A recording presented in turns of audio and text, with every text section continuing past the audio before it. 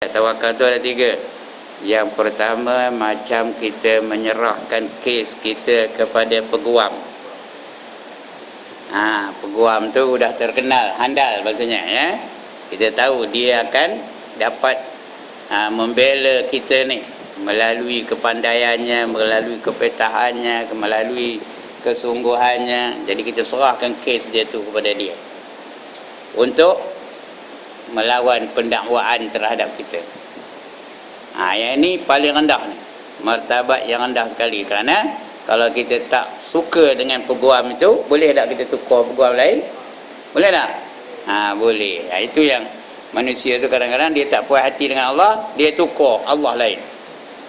Dia menyembah lain daripada Allah. Bahaya ni, yang pertama ni. Tapi masih dalam tawakal lagi. Bila dia tukar, tak ada tawakal lagi. Tengah dia berpegang kepada Allah tu, tawakal tu. Tapi bila dia berubah hati dan nukar dia, aku tak nak nyembah Allah, aku nak nyembah lain pula dia. Nak nyembah orang dan nyembah Tok Bomo ke apa ke. Maka ketika itu rosaklah tawakalnya, tak ada tawakal lagi. Baik, itu yang pertama, martabat yang terendah sekali. Martabat yang kedua, iaitu dia menyerahkan dirinya seperti kanak-kanak menyerahkan dirinya kepada ibunya. Anak dengan mak, percaya ke tak dia dengan maknya? Dia tahu maknya takkan mengapa-ngapakan dia, maknya takkan nak membinasakan dia, maknya takkan nak membahayakan dia. Sebab itu apa-apa hal pun dia menyerahkan kepada maknya. Itu tawakal kepada mak itu, ya. Macam itulah, bukan kita dia tawakal kepada mak. Tawakal kita kepada Allah macam budak-budak kecil tawakal kepada mak. Macam budak kecil menyerahkan dirinya kepada maknya. Tinggi sikit daripada yang pertama tadi. Yang kedua ni lebih tinggi lagi, kerana dia tahu maknya tu kasihkan dia. Maknya tu sentiasa memikirkan kebajikan dia, dan maknya takkan sanggup untuk melakukan perkara-perkara yang boleh merosakkan dia. Itu tawakal yang kedua, pangkatnya. Tawakal yang ketiga pangkatnya ialah seperti seorang yang sudah mati, dia menyerahkan dirinya kepada tukang mandi mayat. Dia sudah mati, dibawalah ke tempat mandi, mayat tu mandikan dia. Ada ke dia komplain kepada tukang mandi tu? Ada ke dia mengongot, jangan tak, ini geli aku pun ada? Tak ada, dibiarkan saja. Apa dibuat di tukang mandi mayat tu, dibiarkan saja, dia terima je, tak ada bantahan. Inilah dia tawakal yang paling tinggi martabatnya. Inilah kita baca ulang sudah ni. Malam ni kita sambung lagi pembacaan itu, ya. Bermula martabat yang ketiga ini terlebih tinggi daripada martabat yang kedua, iaitu martabat seperti menyerahkan, seperti mayat menyerahkan diri dia kepada yang mandi mayat tu, lebih tinggi lagi daripada martabat orang menyerah kepada Allah, macam kanak-kanak menyerahkan diri kepada maknya, ya, kepada ibunya. Ini lebih tinggi lagi. Yang inilah yang dipanggil martabat siddiqin. Siddiqin itu artinya yang benar, benar-benar bertawakal, benar-benar menyerah diri dia kepada Allah Ta'ala. Itu namanya apa? Siddiqin. Kalau ramai siddiqin, kalau seorang siddiq, yang telah fana, bukannya patah tu, ya, yang telah fana diri mereka itu kepada Allah Ta'ala. Dia rasa diri dia tak ada apa-apa, dia binasa, yang ada hanya Allah Ta'ala sahaja. Apa-apa hal dia nampak Allah je, Allah, Allah, Allah, Allah, Allah. Yang lain tidak wujud, yang wujud hanya Allah Ta'ala. Ini makam yang tertinggi lah ni, ya. Saya ngajarnya pandai lah, nak merasakan payah. Ngajarnya boleh, ngatupkan bibir atas dengan bibir bawah, betulnya, ya. Tapi nak mengamalkannya, mudah-mudahan kita berdoa lah sama-sama, mudah-mudahan kita dapat amalkannya dalam hidup kita ni, ya. Kata Imam Al-Ghazali rahimahullah ta'ala di dalam kitab Ihya Ulumuddin, ketahui olehmu bahawa martabat yang ketiga ini menafikan sekali-kali ia akan tadbir selama ada ia di dalam hal ini. Maknanya dia menafikan dia tu mentadbir apa-apa, bukan apa-apa dari dia. Yang mentadbir itu semua siapa? Allah Ta'ala. Dia tak ada apa-apa peranan dalam hidup ni. Dia macam layang-layang yang ditarik tali. Bila ditarik dengan tali, layang tu naik ke atas. Bila dia lepas, layang tu turun. Macam itulah ya. Macam layang-layang, dia tidak ada apa pentadbiran. Dia tak ada hak untuk mentadbir dirinya. Segala-galanya terserah kepada Allah Taala. Itu yang tertinggi dia tu ya. Dan lagi pada martabat ini meninggalkan mereka itu akan meminta doa kepada Allah Ta'ala. Mereka ini dah tak nak berdoa dah. Kerana dia tahu apa saja yang berlaku pada diri dia adalah di bawah pentadbiran Allah Ta'ala. Allah dah menentukannya. Dia tak ada doa lagi dah. Lebih-lebih lagi doa minta panjang umur, doa minta ditambah rezeki, tak ada doa lagi tu. Kerana rezeki itu semua Allah yang menentukannya. Kita ni berdoa lagi. Memang disuruh pun, bukan salah kita berdoa ya. Jangan lepas ini kalau untuk imam doa, jangan, dah, Allah dah tentukan, tak payah doa lagi. Tak, bukan. Kita ni tengoklah martabat kita yang mana. Martabat kita ni masih lagi perlukan doa. Kita masih bergantung kepada Allah Ta'ala di atas segala kehendak kita. Jadi, tapi orang yang dah sampai martabat ini, dia tak ada berdoa dah. Dia tahu Allah takkan membinasakan dia. Dia tahu Allah tak pernah berlaku zalim terhadap dia. Dia tahu Allah takkan menganiayai dia. Jadi dia tak berdoa lagi. Apa yang didatangkan oleh Allah itulah yang terbaik baginya. Dia tak ada berdoa lagi dah. Ini kata Imam Ghazali ya. Dan meninggalkan akan minta-minta sesuatu akan Allah Ta'ala. Macam kan kita minta saja. Kerana ia menyerahkan kepada Allah Ta'ala akan segala perbuatan mereka itu. Semua diserah kepada Allah Ta'ala ya. Maka ketika itu malu ia akan Allah Ta'ala meminta sesuatu. Kerana telah redha mereka itu akan barang yang didatangkan Allah kepadanya. Kepadanya itu. Dan demikian lagi martabat yang kedua, iaitu menyerah macam mak tadi ya. Iaitu menafikan dia akan tadbir, tetapi tiada menafikan dia akan meminta doa kepada Allah. Itu martabat yang kedua tadi. Bukan tadbir itu dari dia, Allah juga yang mentadbirnya, tapi dia masih lagi meminta doa. Macam kanak-kanak dengan mak ya. Apa sahaja kehendaknya semua minta pada mak. Nak makan minta pada mak, nak minum minta pada mak, nak tidur nyuruh mak topuk dia, nak naik ke buayan suruh mak mendendangkan dia. Semua mak. Sampai dah besar pun mak juga. Dia nak kahwin pun mak juga. Ayahnya tak tahu pun dia nak kahwin. Saya anak saya dah 6 orang 5 dah kahwin. Seorang pun tak nak ngabarkan saya dia nak kahwin. Sudah-sudah mak aja ngabar. Esok kita pergi sana Minang ya. Apa tu? Kalau tidak kami tak nak ngabar pun. Semua mak aja. Sebab itu kalau dia balik pun kalau bagi duit bagi siapa? Kena bagi duit bagi siapa? Pada mak, ayah ngedit je tengok. Tahu ke ngedit? Ngedit tu bedit tengok ya. Bukan dia tak nak bagi ayah tu, tapi dia hati dia tu kepada mak aja dulu. Apa-apa mak dulu, dan dia harap mak tu bagi pada ayah. Pada mak haram siur bagi pada ayah pula tu. Jenuh haram tak dapat juga ya. Begitulah kita ni ya. Macam anak menyerahkan diri dia kepada maknya. Tapi dia minta je kan mak. Itulah kita dengan Allah Ta'ala. Bukan mana kita tahu Allah yang menentukannya, maka kita tak minta langsung kan ya. Kita tahu Allah yang menentukannya, tapi masih lagi kita berdoa minta kepada Allah apa yang terbaik untuk diri kita. Memang Allah pun suruh ud'uni astajib lakum. Mintalah kamu kepada aku, nescaya aku akan laksanakan permohonan kamu. Aku akan tunaikan kehendak kamu. Kata Allah tanya, aku akan mustajabkan permintaan kamu. Allah suruh ni, itu bagi kita berdoa pun. Tapi orang yang dah sampai siddiqin tadi, dia tak berdoa lagi. Dia bulat-bulat diserahkan dirinya kepada Allah Ta'ala. Dia tidak ada ikhtiar, tidak ada persediaan, tidak ada persiapan pun. Itu sebab kalau tuan-tuan baca satu kitab namanya Minhajul Abidin, kita akan jumpa kisah seorang wali Allah. Dia menyeberangi padang pasir, tak bawa apa-apa bekalan. Tak ada bawa apa-apa bekalan. Ya. Orang kata kamu ni gila nak nyeberang padang pasir tak ada bawa bekalan. Dia kata Allah ada. Dia hanya bergantung kepada Allah Taala.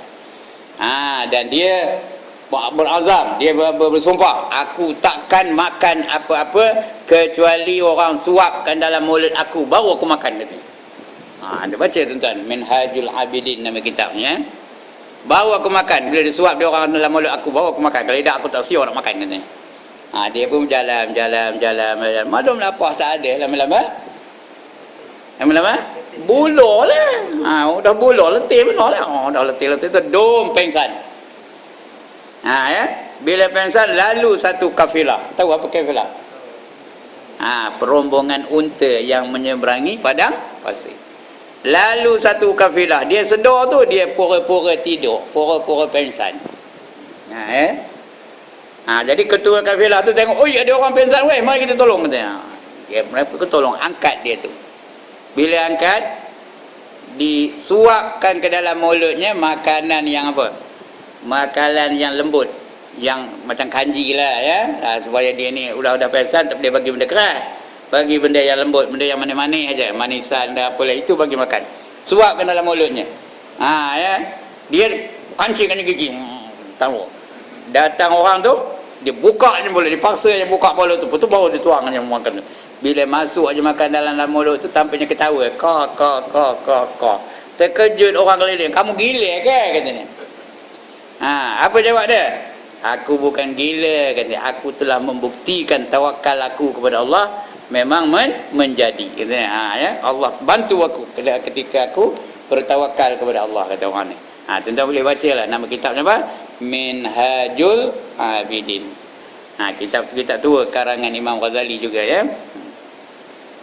Itu martabat yang tertinggi tu, tawakal yang tinggi tu ya. Kita ni entahlah. Medang minta ya. Minta aja, kurang sikit dah minta dengan Allah. Minta pun hebat-hebat dulu minta ya.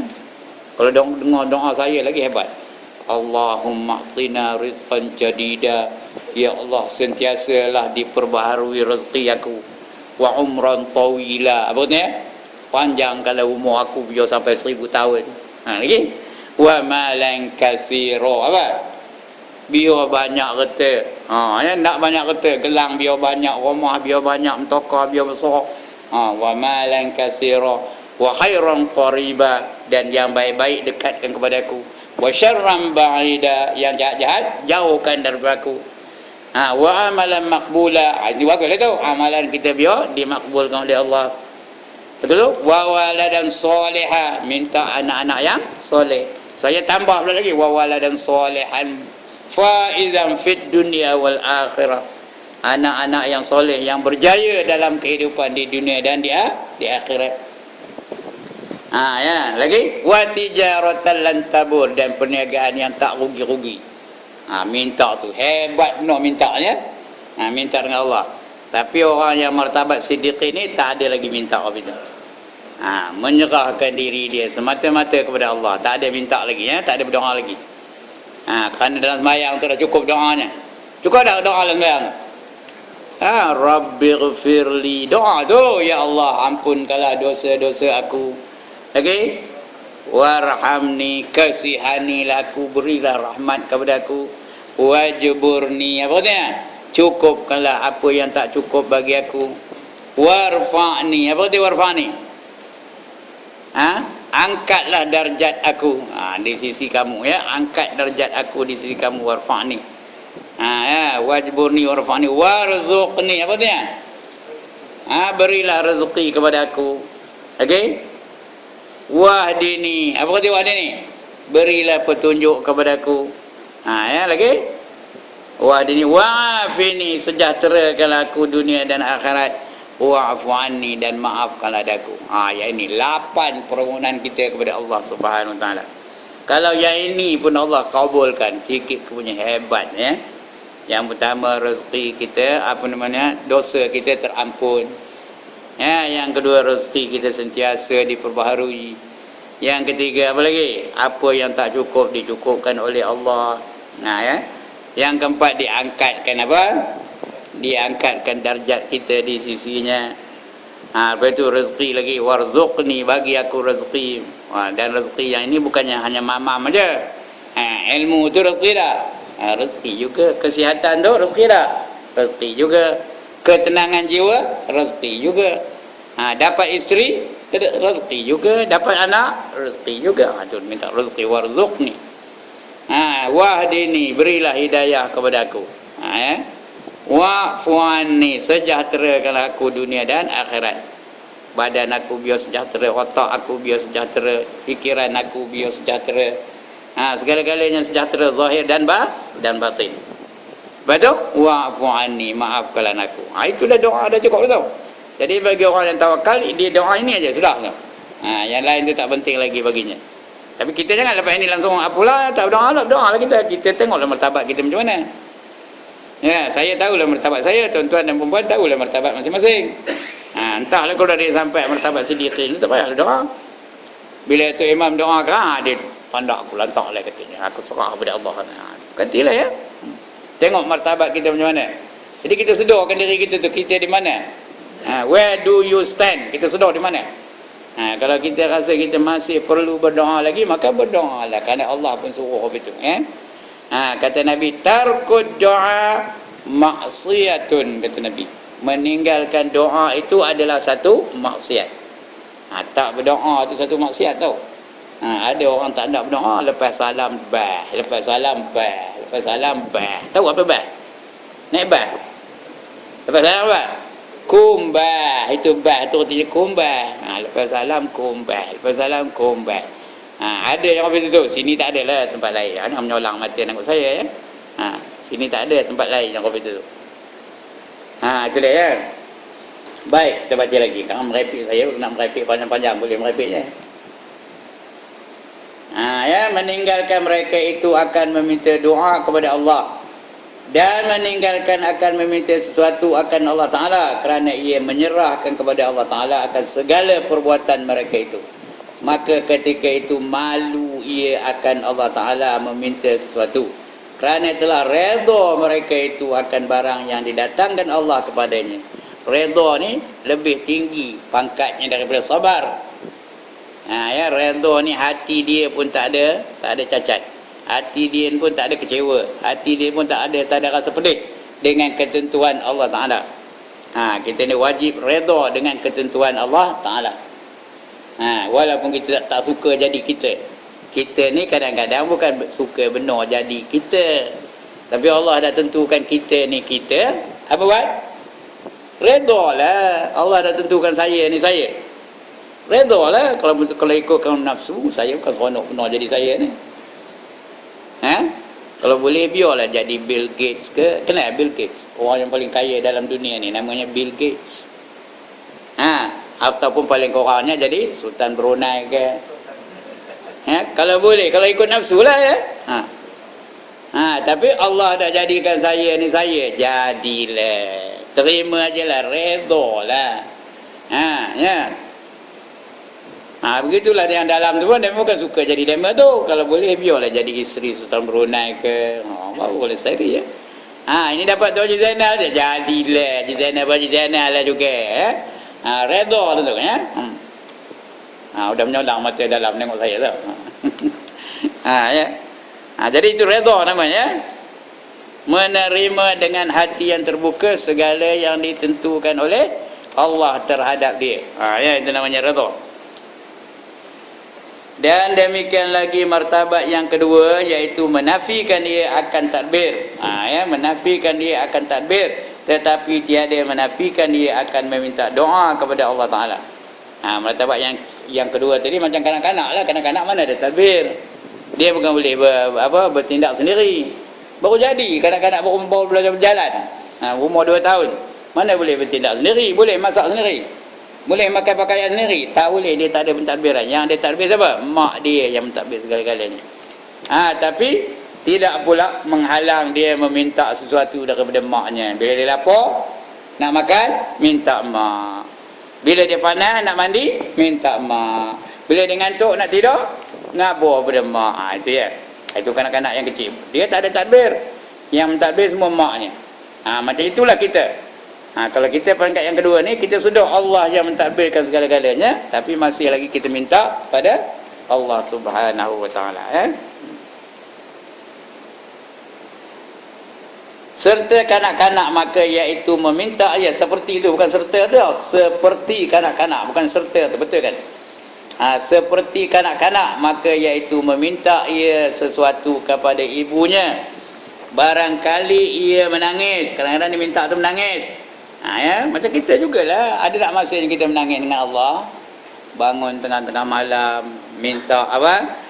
Minta kuatkan iman, minta suburkan iman kita, minta panjangkan umur kita, minta berkatkan umur kita. Kadang-kadang kita menangis, antara kita dan Allah saja. Sebab itu dalam Islam ni digalakkan menangis ketika berdoa. Bukan dalam sembahyang menangis, tak ada. Dalam sembahyang tak ada suruh pun. Ketika berdoa saja disunatkan menangis. Kalau tak boleh menangis, buat menangis. Tahu? Itu dalam Islam tahu. Kalau dia tak boleh menangis lah, maklum kadang-kadang ke hati kita ni keras benar. Kalau senang nak menangis, kadang-kadang depan Kaabah pun tak boleh nak menangis. Kalau tak boleh menangis, buat menangis, berlatih menangis dulu. Di hadapan Allah Subhanahu wa taala. Itu memang ada dalam Islam tu, dalam syariat kau itu. Boleh buat menangis. Lama-lama dia boleh menangis betul-betul, ya.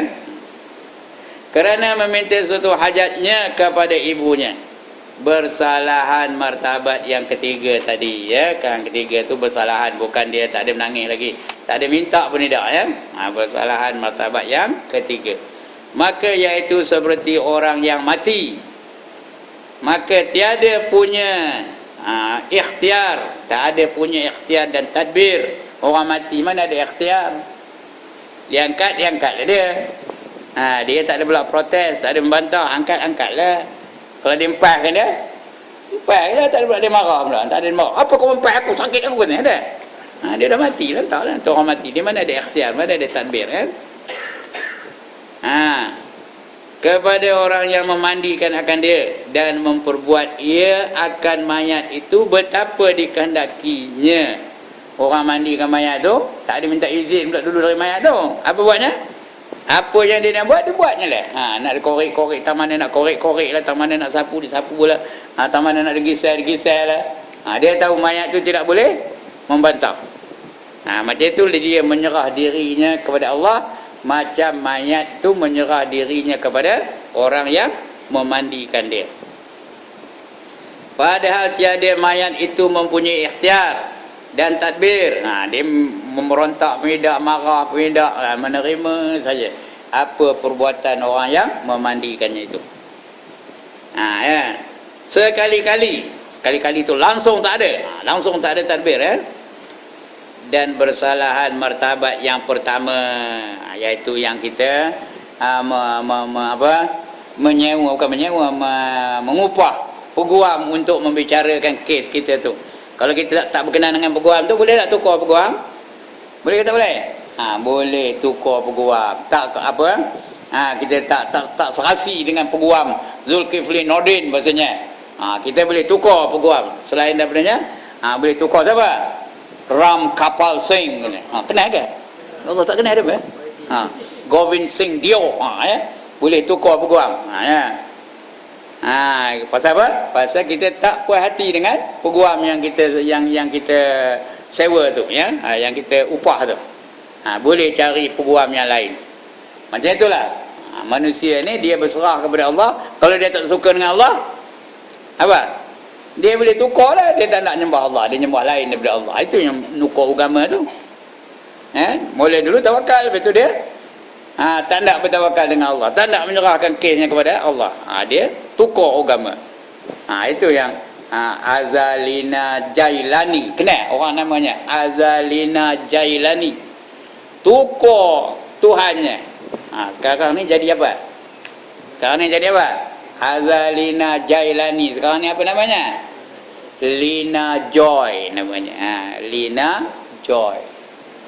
Ya, ada seorang di taman saya tu, ada seorang, saya lupa namanya, nama Hindunya. Nama Islamnya Kartini. Sekarang ni udah nama Hindu, apa nama tak ingat dah. Ya, maknya ngaji dengan saya tiap minggu, ngaji dengan saya. Tapi bila sebut Hindu, dia dah tak ada rasa apa dah. Maknya tu dah tak rasa apa dah. Lulu malam-malam meleleh aja matanya bila mengenang kan. anaknya tu jadi kafir. Kena dah tak ada apa rasa dah.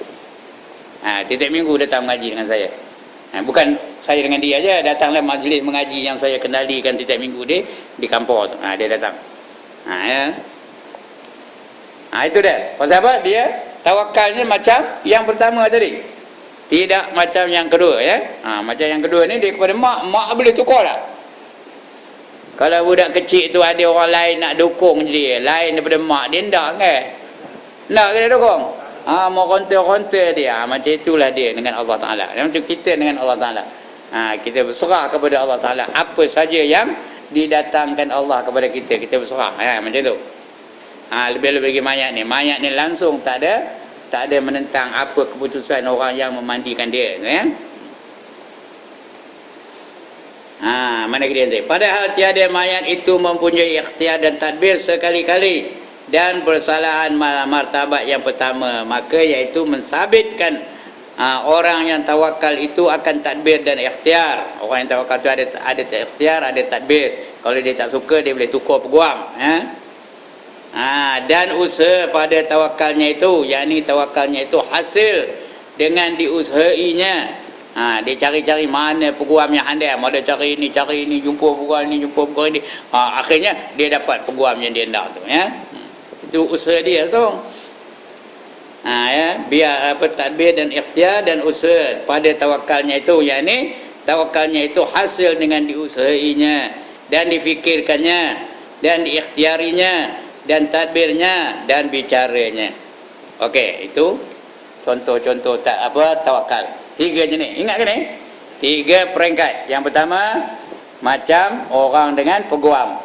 Yang kedua macam kanak-kanak dengan ibunya. Yang ketiga macam mayat di hadapan orang yang memandikannya. Tadi yang paling tinggi antara 3 ni yang mana? Yang nombor 3 tadi, ya, macam mayat tadi, ya. Ketahui olehmu, ini cerita lain, bahawasanya tiada disyaratkan bagi orang yang tawakal itu meninggalkan akan usaha dan meninggalkan akan berubat. Itu bukan beruyah tu, berubat. Bukannya ya tu, ya tak. Alif wa bata, ya, berubat. Bukan dia meninggalkan berubat dah. Kerana amal orang yang tawakal itu terbagi atas 4 bahagi pula tu. Orang yang bertawakal tu ada 4 jenis amalan yang patut dibuatkannya. Ada 4 bahagi. Yang pertama menghasilkan yang akan manfaat yang tiada ada kepadanya. Tawakal yang pertama menghasilkan sesuatu yang boleh memberi manfaat kepada dia. Dia tak ada benda itu, dia mencari benda itu. Itu tawakal tu, bukan menghilangkan tawakal tu, ya. Masih dalam sekitar tawakal. Dia tak ada apa? Dia tak ada motor, maka dia berusaha simpan duit untuk mendapat motor. Itu bukan makna menafikan tawakal, tidak. Masih dalam sekitar tawakal lagi. Ya, menghasilkan sesuatu yang boleh memberi manfaat pada dirinya. Dia hendak motor ke, hendak apa lagi? Hendak traktor ke, nak membajak padi dan sebagainya. Dia menghasilkan. Macam kita hendak ilmu ke, ya. Nak ilmu kena carilah, kena usahalah. Kita nak mana dapat ilmu? Betul? Boleh dapat ilmu pejam macam-macam, ada malaikat ngajar dia, ada kan? Siapa tahu itu? Jadi kena nak ilmu buat. Carilah ilmu, pergi jumpa tok guru ke, datang ke masjid ke, datang ke surau ke, baru dapat ilmu. Ini ndak ilmu ngaji tak siap dapat ke? Jenuh panggil dia, malam ni ada ngaji, datang dah ramai-ramai, nehel aja tak siap dapat ke ilmu? Mana dapat ilmu? Kena usaha, Tidak, yang ini tidak menafikan atau tidak menghilangkan sifat tawakalnya. Ya. Kalau dia pening, apa buat? Berubat, makanlah Panadol. Kenari dah ada Panadol Activas ke apa keluarnya. Makanlah. Hilanglah pening itu, insya-Allah. Tapi bukan Panadol tu ubatnya. Yang menyembuhkannya siapa? Allah Ta'ala. Tapi usaha kita tu berubat. Ya. Begitulah seterusnya.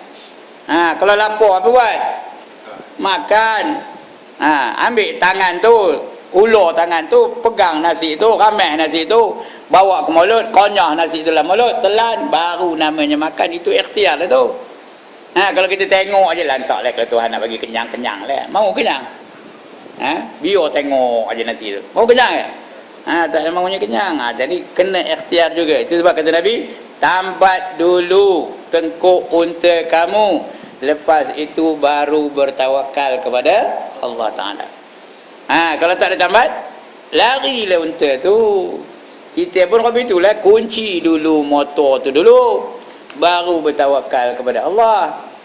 Kunci mentokar tu dulu, pakai penggera dulu. Bila dibuka orang dalam, dia bunyi pai. Lepas itu baru bertawakal kepada Allah Ta'ala.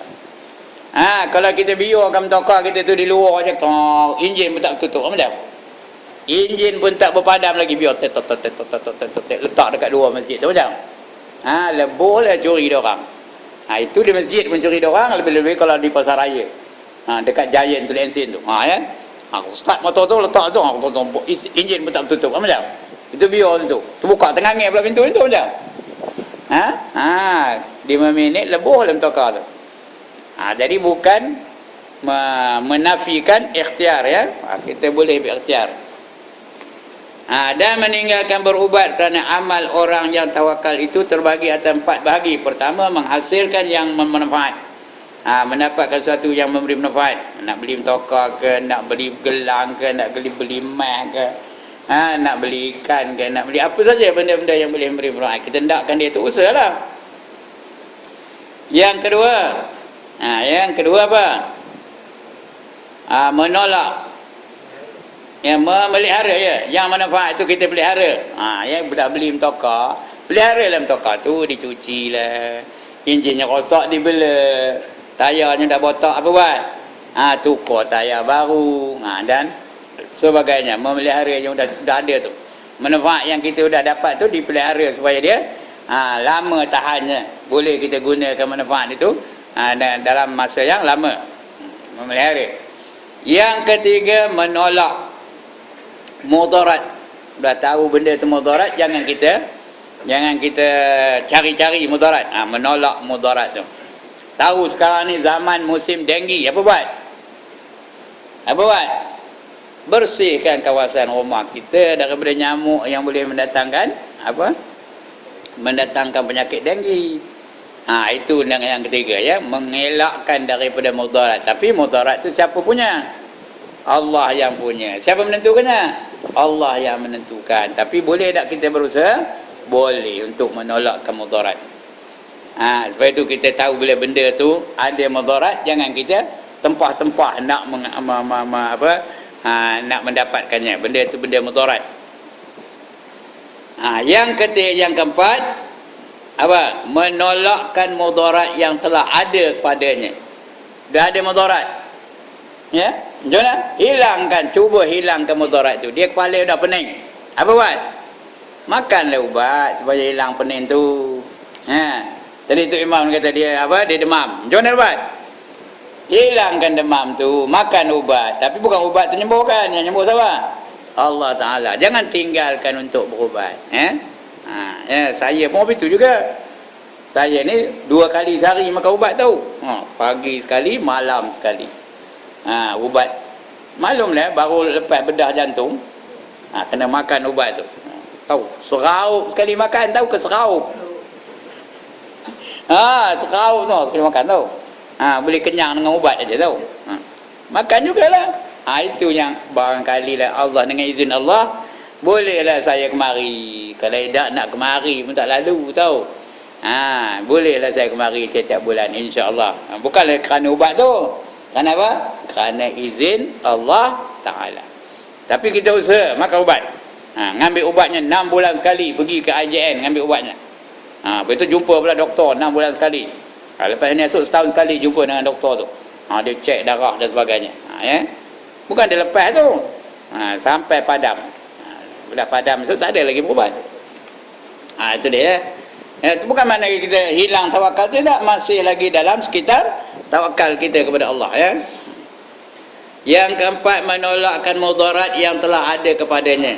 Adapun misal yang pertama itu terbahagi kepada 3 bahagi. Yang pertama tu 3 bahagi pula tu. Tadi 4 bagi ya.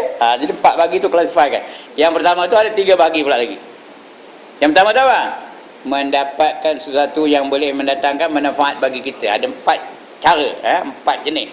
Kita nak dapatkan sesuatu yang memberi manfaat bagi kita. Apa dia? Pertama, tiada dapat pada adat sekali-kali menghasilkan akan manfaat itu melainkan dengan diusahai akan dia. Seperti dia hendak makan suatu makanan yang tertaruh pada hadapannya, maka tiada dapat tiada, artinya tak dapat tiada daripada mencapai akan dia dengan tangannya, kerana memasukkan ke dalam mulutnya. Dan demikian lagi seorang yang hendak beranak, tak dapat tiada pada adat itu daripada menjima akan isterinya. Dan demikian lagi banyak contoh-contoh ya. Orang yang hendak berbendang, tak dapat tiada daripada menanam akan benih pada tanah yang baik, maka mengusahi akan yang sekalian tersebut itu tiada menafikan akan tawakal, tetapi dengan 2 syarat. Dia baca sekarang, kau lepas ni baca ya. Macam kita nak mendapatkan sesuatu yang beri manfaat ya. Dia nak makan, barang makan dah teridang aja depan dia. Apa nak buat? Tangannya capai kalau barang makan tu, ramai-ramai lah nasi tu, lepas tu bubur lah mulut. Apa buat? Dikonyah lah, udah konyah ditelan,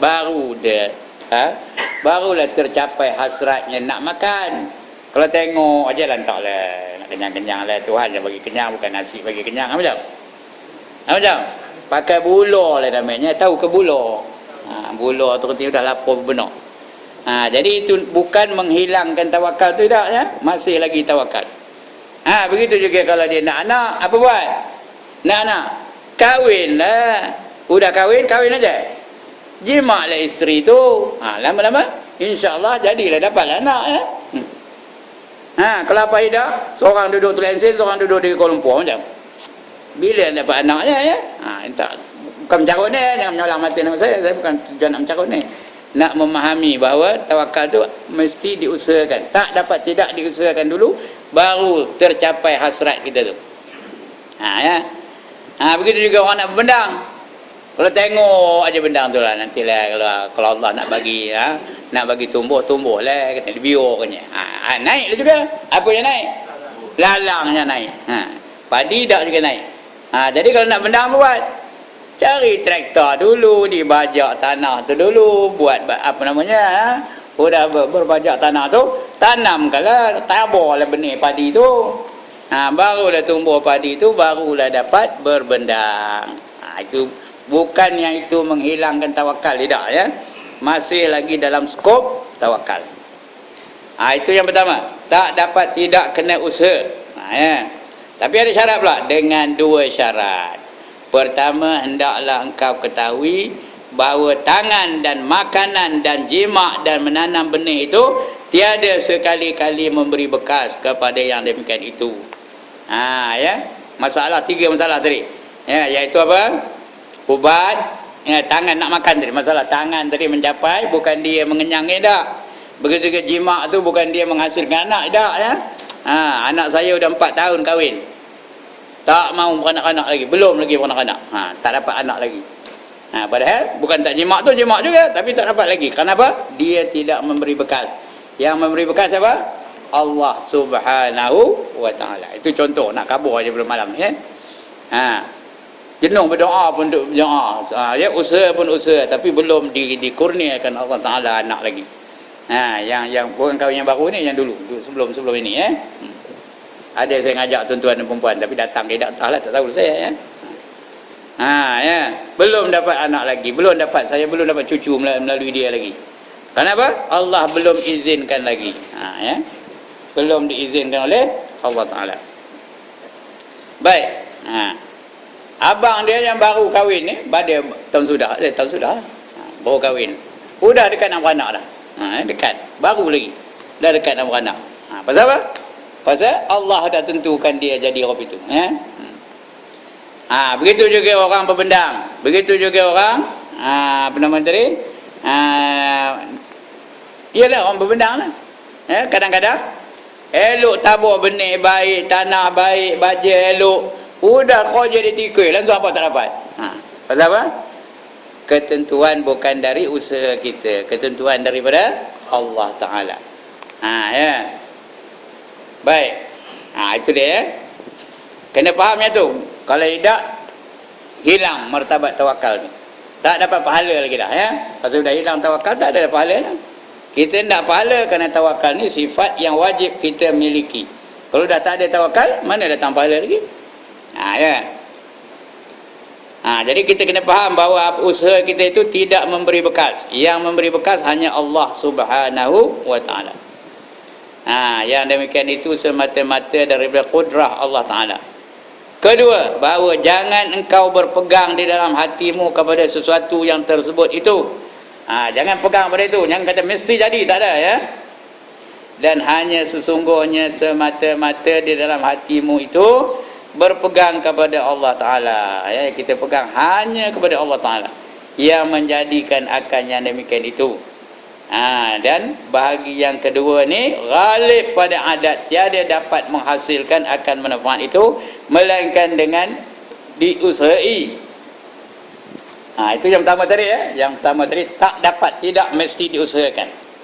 Yang kedua ni, biasanya tak dapat kecuali kita usahakan. Bukan mesti ya, bukan wajib diusahakan. Tak dapat, tidak nak diusahakan, baru kemungkinan besar dia dapat. Seperti apa? Mengambil bekal bagi orang yang pergian. Orang yang nak mengembara, orang yang nak musafir, dia bawa bekal. Bukan wajib tu tau. Bukan tak dapat, tiada mesti ada duit poket dah. Kadang-kadang dia mengembara langsung tak bawa apa-apa, tapi dapat juga dia mengembara. Ada orang dengar orang pergi ke Mekah dapat duit 5 kupang je dari rumah. Ada tak orang dengar? Dulu ada berlaku. 5 kupang je bawa duit dari rumah. Lepas tu entah macam mana dia dapat naik kapal. Tak sedar ada orang. Masa itu naik kapal bukan kapal tawang. Tak sedar ada orang. Berlayar kapal tu di tengah laut baru dia keluar. Atau dia nak takkan campak dia makan laut. Dia bawa dia bagi 5 kroja dalam kapal tu. Sudahnya sampai dia ke Mekah. Duit ni asalnya apa? 5 kupang aja. Saya ada satu orang kenalan. Orang Bangla, budak Bangla. Dia tu hafal Quran tau. Dia hafal Quran. Dia duduk di Kampung Raja. Tahu mana Kampung Raja?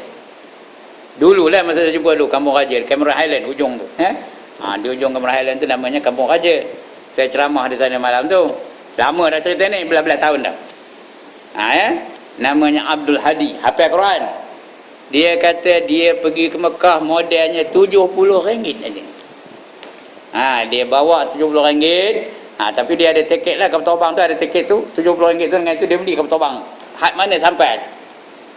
Lepas tu dia turun, lepas tu dia minta derma pada orang, dapat duit beli lagi kapal terbang. Beli lagi tiket kapal terbang. Akhirnya RM70 dia sampai ke Mekah. Modal asalnya RM70 saja. Itu ya. Kenapa? Dia tawakal kepada Allah. Dia tahu Allah yang menentukan segala-galanya. Tapi biasanya kalau kita nak bermusafir, sediakanlah bekal. Itu ya, bukan mesti tapi biasanya itu.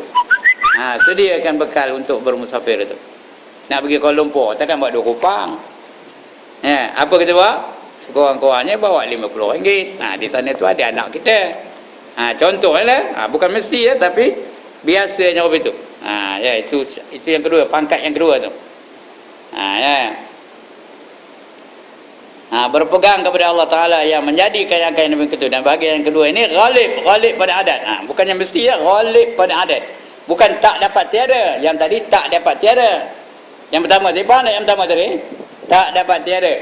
Kalau nak anak tak dapat tiada, kena jima' isteri. Kalau nak makan tak dapat tiada, tangan tu mesti dihulurkan untuk mengambil barang makanan tu. Itu yang pertama tadi. Kalau nak berbendang apa buat? Tak dapat tiada, mesti menanam benih tu. Baru dapat bendang tu. Itu yang pertama. Yang kedua ni, bukan tak dapat tiada, tapi ghalib pada adat. Biasanya kalau nak musafir, bawa bekalan. Kalau nak ke Mekah, mesti ada berapa?